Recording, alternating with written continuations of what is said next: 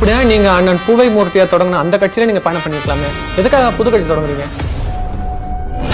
பூவை மூர்த்தியோட வரலாறு பட்டி தொட்டி எங்கும் கொண்டு போகணுன்றதுக்காக தான் இந்த கட்சி.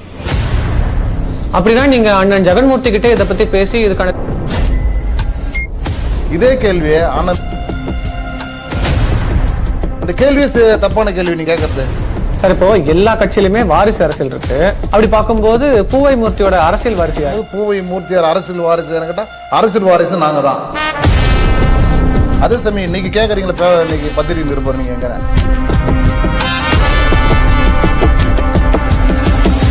அண்ணன் திருமாவளவன் அவர்களே நீங்க கேட்டீங்கன்னா அந்த பதில் அவருக்கு.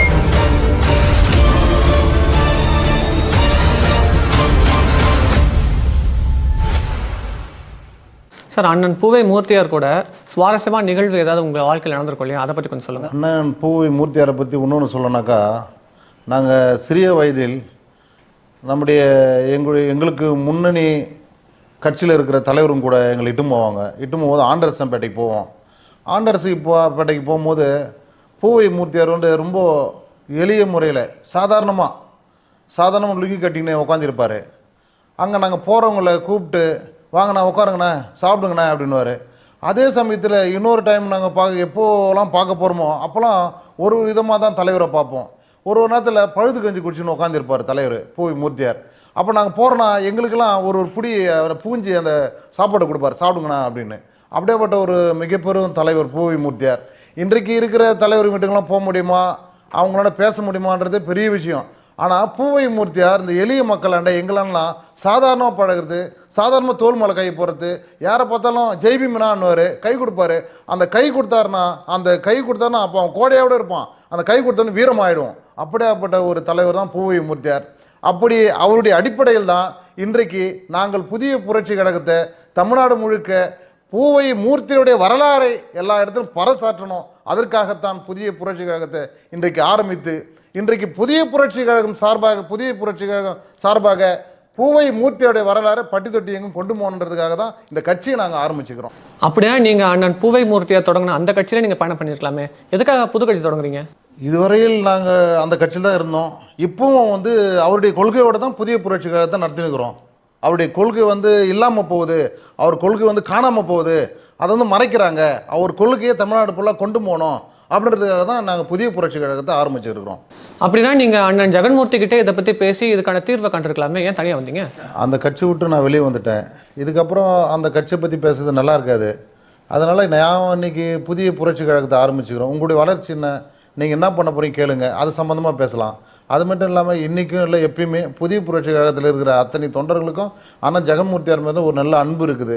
அதை எப்பயுமே நாங்கள் வந்து மாற்றிக்க மாட்டோம், எப்பயும் அதை வெறுத்துக்க மாட்டோம். சரி சார், இப்போ வருங்காலத்தில் நீங்கள் வந்து ஒரு மக்களுக்காக ஒரு போராட்டத்தை முன்னெடுத்து நடத்துறீங்க.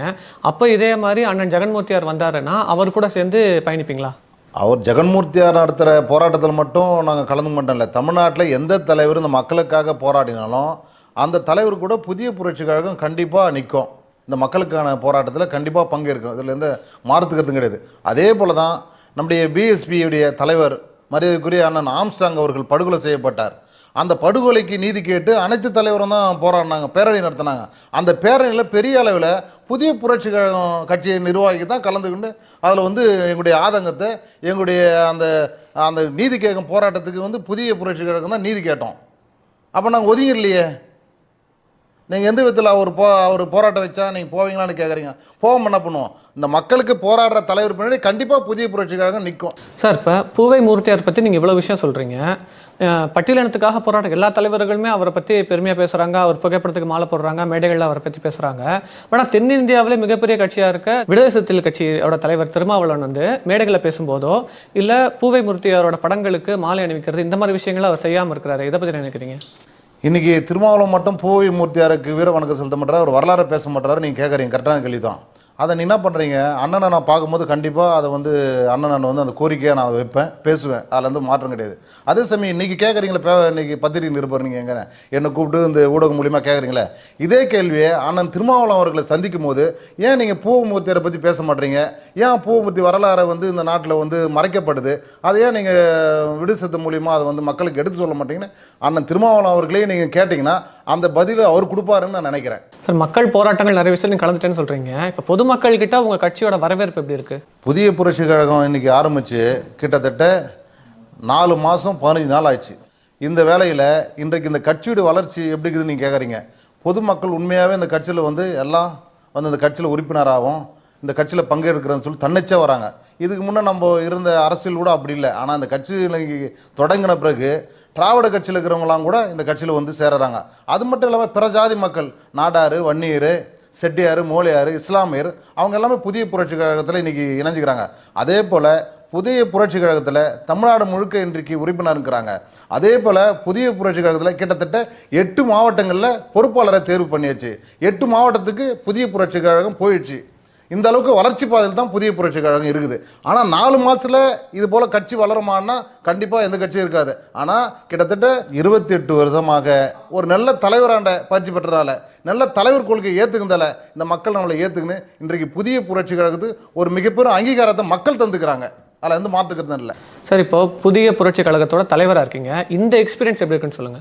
நான் கட்சி தலைவராக ஆன பிறகு கடினமாக தான் இருக்குது அந்த பாதை. உண்மையாகவே ஒரு பக்கம் வந்து பயமாக தான் இருக்குது. இந்த மக்களுக்கு ஏதாவது செய்யணும். நம்ம இந்த மக்கள் வந்து நம்மளை நம்பி வராங்களே, தினம் தினம் வந்து இந்த கட்சியில் சேர்றாங்களே, நம்ம என்ன செய்ய போகிறோம் இவங்களுக்கு?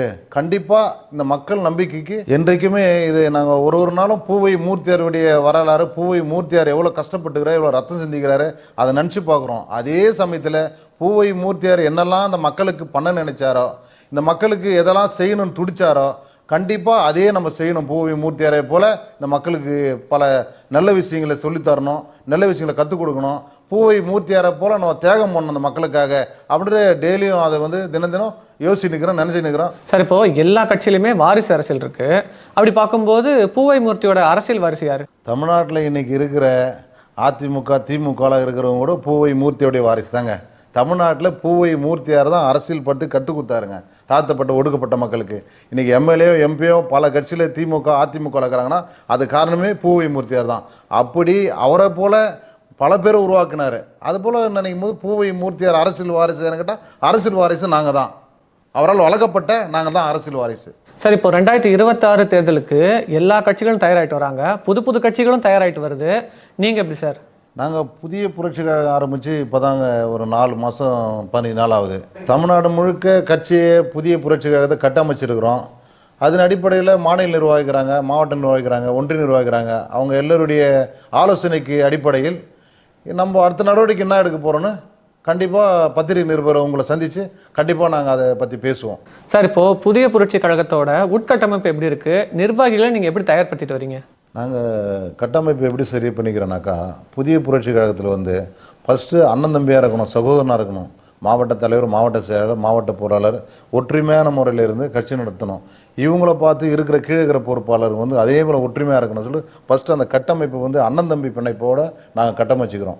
பூவை மூர்த்தியார் எந்த ஃபார்முலாவை கொண்டு வந்தாரோ அதே ஃபார்முலா ஃபஸ்ட்டு ஒற்றுமை இருக்கணும். நமக்குள் வந்து கோஷ்டி மோதல் இருக்கக்கூடாது. நம்ம ஒற்றுமையாக இருந்தால் தான் நம்ம நினைக்கிறத வந்து சரியான இடத்துல வந்து சரியாக சொல்ல முடியும். அப்படின்றதுக்காக சரியாக வந்து கட்டமைப்பு ஒற்றுமை தான் முக்கியன்றதை நாங்கள் சொல்லி கொடுத்துக்கிறோம். அதே போல் எங்கள் கட்சியில் இருக்கிற பொறுப்பாளருங்க வந்து இருக்கிற நிர்வாகிகளை, அங்கே இருக்கிற வட்டத்தில் இருக்கிற நிர்வாகிகளை, மாவட்டத்தில் இருக்கிற நிர்வாகிகளை அன்றைக்கி கட்சியுடைய கொள்கை, கோட்பாடு, கட்சி அடுத்த கட்டத்துக்கு எப்படி முன்னேற்றணும் அதை வந்து நம்முடைய பொறுப்பாளருங்க வந்து ரொம்ப கட்டுப்பாடோடு கொண்டு போகிறாங்க. உங்களோட பிஸியான நேரத்தில் எங்களோட இணைஞ்சு பல்வேறு கேள்விகளுக்கு பொறுமையாக நிதானமாக பதில் அளித்ததுக்கு நம் தமிழ்நாடு சேனல் சார்பாக ரொம்ப நன்றி சார். இவ்வளோ நேரம் பொறுமையாக பேட்டி எடுத்த உங்களுக்கும் இந்த வாய்ப்பை உருவாக்கி கொடுத்த நம் தமிழ்நாடு சேனலுக்கும் என்னுடைய மனமார்ந்த நன்றி.